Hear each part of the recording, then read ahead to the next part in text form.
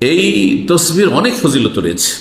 একটি হাদিস সহিহ মুসলিমের শোনাই, নবী সাল্লাল্লাহু আলাইহি ওয়াসাল্লাম বলছেন, আয়া জাযু আহাদু আন ইয়াকসিবা কুল্লা ইয়াউমিন আলফা হাসানা, তোমাদের কেউ কি অপারগ প্রতিদিন 1000 করে নেকি অর্জন করতে?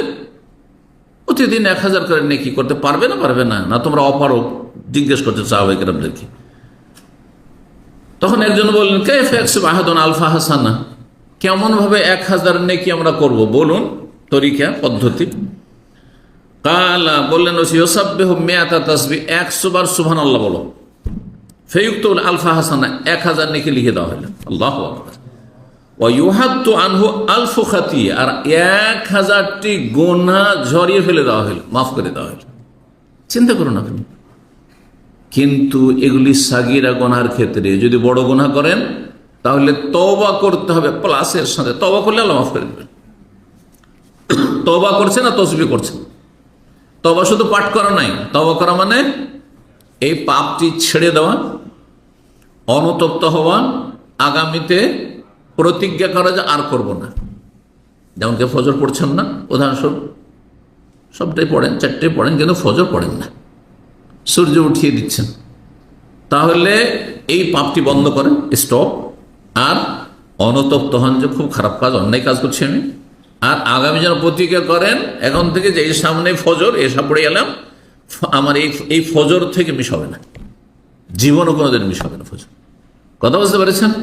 যে কোনো উপায়ে আমাকে উঠতে হবে। যদি চেষ্টা থাকে তার তদবির হয়ে যায়।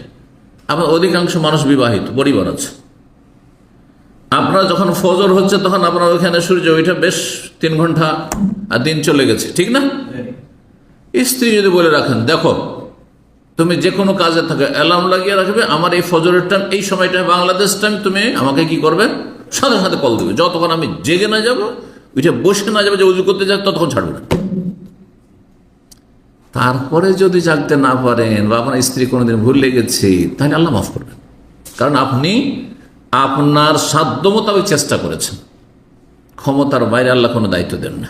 কথা বুঝতে পেরেছেন? কিন্তু আপনি চেষ্টা করবেন না, আপনার ফ্লাইট মিস হয় না, আপনার বাস মিস হয় না, আপনার ডিউটি মিস হয় না, এখান থেকে সেকেন্ড সানা ইন্ডাস্ট্রিয়াল সিটি 30 কিলোমিটার 1 ঘন্টা যেতে হবে, রাস্তায় ফজরের আগে দাঁড়িয়ে থাকেন ছোট রাতগুলিতে। কথা বুঝতে পেরেছেন?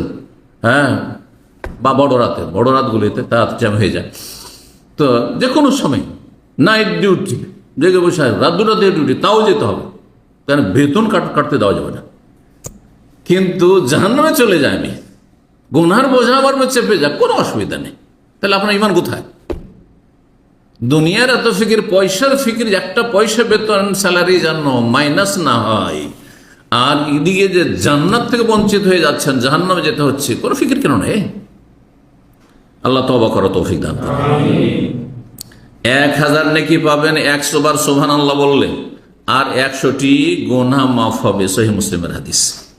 নবী সাল্লাল্লাহু আলাইহি ওয়াসাল্লাম আরো বলেছেন, সুবহানাল্লাহি ওয়াল হামদুলিল্লাহি মা বাইনাস সামাওয়াতি ওয়াল আরদ। সুবহানাল্লাহ, আলহামদুলিল্লাহ, এই দুটো জিকির আল্লাহর করলে আসমান জমিন নেকিতে ভরপুর হয়ে যায়। আল্লাহু আকবার। চিন্তা করুন, আসমান ভর্তি জমিন ভর্তি নেকি হয়ে গেল আপনার। যেমন তেমন কথা। সহিহ হাদিস, সহিহ মুসলিমের হাদিস।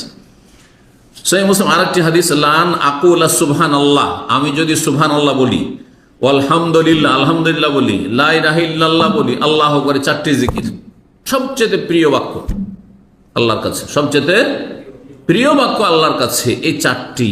আহাব্বুল কালাম ইলাল্লাহ আরবা, সুবহানাল্লাহ, তার মধ্যে প্রথমটি হচ্ছে সুবহানাল্লাহ, আগে পরে করে বলা যায়। যদি এই 4টি বাক্য কেউ বলে, এখানে একবার বলার কথা রয়েছে, 100 বার পড়লে তাহলে কত নাকি?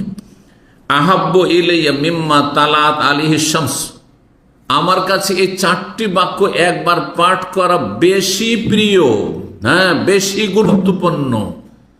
সারা পৃথিবীর চাইতে, যেই পৃথিবীতে সূর্য উদয় হচ্ছে, সূর্য উঠে, শুধু একটা দেশে না, সারা বিশ্বে? সারা বিশ্বে আল্লাহর যত জমি স্থল আছে আর জল আছে, সাগর হোক আর নদী হোক, খালি সূর্য ওঠে শুকনো জায়গায়, হ্যাঁ, না সাগরে মহাসাগরেও, সব জায়গায়, সারা পৃথিবীতে সূর্য যেই পৃথিবীতে উদিত হয় তার চেয়ে বেশি, তার এই পৃথিবীতে যত সম্পদ আছে সব এখানে, রাজত্ব এখানে, সোনা দানা সব এইখানে, হীরামণি মুক্তা এইখানে, যত খনিজ সম্পদ এইখানে, পেট্রোল ডলার এইখানে, রিয়াল এইখানে, ঠিক না, দিনার দিরহাম এখানে, সব এখানে। এই সমস্ত কিছুর চাইতে সারা পৃথিবীতে যা কিছু আছে, ধন সম্পদ, ধনভাণ্ডার, এই সবের চাইতে বেশি প্রিয় আমার কাছে কি বলা? সুবহানাল্লাহ, আলহামদুলিল্লাহ, লা ইলাহা ইল্লাল্লাহ, আল্লাহু আকবার। পরীক্ষা করে দেখবেন 100 বার পড়তে এই 4টা বাক্য 10 মিনিটের বেশি লাগবে না, 10 মিনিটের বেশি লাগবে। কত সময় নষ্ট করছেন আপনি? যদি আপনার এতটুকু নসিব নয়, 10 মিনিট আল্লাহর জিকির আজকার করে আপনি আপনার রুহানিয়াতকে শক্তিশালী করবেন, আপনার কলবের চিকিৎসা করবেন, আপনি আল্লাহর সান্নিধ্য লাভ কাছাকাছি হয়ে যাবেন, আল্লাহকে রাজি করবেন, হ্যাঁ, জান্নাতের সম্বল হবে, পাথেয় হবে, আপনার সফর সঙ্গী হবে। আল্লাহু আকবার। এই পথে, আখিরাতের পথে যখন পাড়ি দিবেন, কোনো কিছু কাজে আসবে না, কোনো ধন সম্পদ, কোনো আত্মীয় স্বজন, কেউ কাজে আসবে না, একমাত্র এই নেক আমল আপনার কাজে আসবে। আল্লাহ বুঝার আমল করার তৌফিক দান করেন। সহিহ মুসলিমের হাদিস বলছিলাম। তসবির, আরেকটি তসবির যেটি বলা হয়ে গেছে, সুবহান রাব্বিয়াল আযীম, সুবহান রাব্বিয়াল আযীম রুকুতে, তাই না? এর দলিল সূরা ওয়াকিয়াতে, সূরা ওয়াকিয়ার ইযা ওয়াকাতিল ওয়াকিয়া শেষ আয়াত ফাসাব্বিহ বিসমি রাব্বিকাল আযীম। জি, সূরা হাক্কাতে রয়েছে, 2 জায়গায় রয়েছে, সূরা হাক্কার আয়াত নম্বর 52 এবং সূরা ওয়াকিয়াতে 2 জায়গায় রয়েছে, 74 রয়েছে, 96 তো রয়েছে। তারপর সুবহান রাব্বিয়াল আলা, সব্বে সূরা আলা, সূরা আলা সব্বে ইসমা রাব্বিকাল আলা, প্রথম আয়াত। আচ্ছা, এটি পাঠ করবেন শুধু নামাজের ভিতরে, নামাজের ভিতরে ছাড়া যখন আপনি ফাসাব্বিহ বিসমি রাব্বিকাল আযীম পড়ছেন নিজে অথবা শুনছেন, তখন বলবেন সুবহান রাব্বিয়াল আযীম। এটি বলা হাদিস দ্বারা প্রমাণিত। সাব্বিহ ইসমা রাব্বিকাল আলা, এই আয়াত যখন তেলাওয়াত করলেন আপনি, অথবা আপনার সামনে কেউ তেলাওয়াত করলো, বলবেন সুবহান রাব্বিয়াল আলা, সুবহান রাব্বিয়াল আলা। আল্লাহ তাসবিহ করতে বলছেন, আপনি আমল করেন।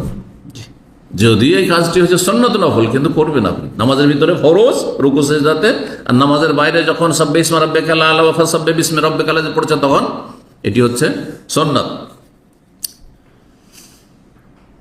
এইরকমই মা আয়েশা রাদিয়াল্লাহু তাআলা আনহা বর্ণিত সহিহ বুখারী মুসলিমে রয়েছে তসবির আরেকটি বাক্য, যেটা এর আগে বলে নিয়েছি, সেজদাতে সূরা ইযা জা নাসরুল্লাহর আয়াত নম্বর 3 এর উপর আমল করে সুবহানাকা আল্লাহুম্মা রব্বানা ওয়া বিহামদিকা আল্লাহুম্মা গফিরলি, সুবহানাকা তোমার পবিত্রতা ঘোষণা করছি আল্লাহ, হে আল্লাহ, রব্বানা আমাদের রব তুমি, হ্যাঁ, আর কি, ওয়া বিহামদিকা তোমার প্রশংসা বিজড়িত, তোমার প্রশংসার সাথে সাথে, আল্লাহুম্মা গফিরলি আল্লাহ তুমি আমাকে মাফ করে দাও, ক্ষমা করে দাও।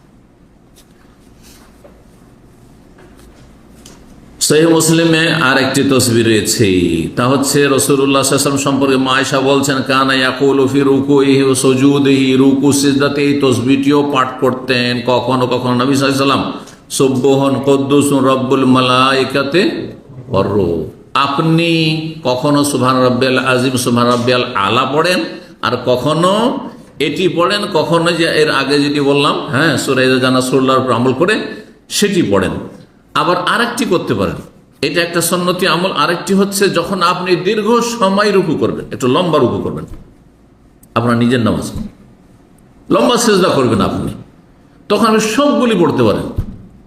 সুবহান রাব্বিয়াল আলা আমি করি, সুবহান রাব্বিয়াল আযীম পড়ে নিলাম 3 বার, 5 বার, 7 বার, 9 বার, 10 বার, যা পড়ার পড়ে নিলাম। তারপরে আমি পড়ছি, হ্যাঁ, সুবহানাকা আল্লাহুম্মা রব্বানা ওয়া বিহামদিকা আল্লাহুম্মা গফিরলি, 3 বার, 4 বার, 5 বার যা পড়লাম। আর তারপরে সুবহান কুদ্দুস রব্বুল মালায়েকাতি ওয়ার রূহ পড়লাম, যা পড়লাম, এইভাবে সব মিক্স করে না। কেউ কেউ ফতোয়া দেয় মযহাবীরা যে সুবহান রাব্বিয়াল আযীম, সুবহান রাব্বিয়াল আলা পড়তেই হবে, তারপরে এটা অতিরিক্ত। এটা ভুল ফতোয়া। বরং আপনি বিকল্প হিসেবে পড়তে পারেন, সুবহান রাব্বিয়াল আযীম না পড়ে, সুবহান রাব্বিয়াল আলা না পড়ে আপনি এগুলো পড়তে পারেন, শুধু সুবহান কুদ্দুস রব্বুল মালায়েকাতি ওয়ার রূহ পড়তে পারেন, যেমন হাদিস প্রমাণ করে। সুতরাং এই ফতোয়াগুলি ঠিক নয়, যেগুলো বলা হয়েছে না সুবহান রাব্বিয়াল আযীম বলতেই হবে, সুবহান রাব্বিয়াল আলা বলতেই হবে, না, তাসবিহ করতে হবে, তাসবিহ করতে হবে রুকুতে সিজদাতে। সেই তাসবিহ যে কোনো বাক্য দিয়ে করা যেতে পারে, এই বাক্যগুলি যেগুলি হাদিসে বর্ণিত হয়েছে।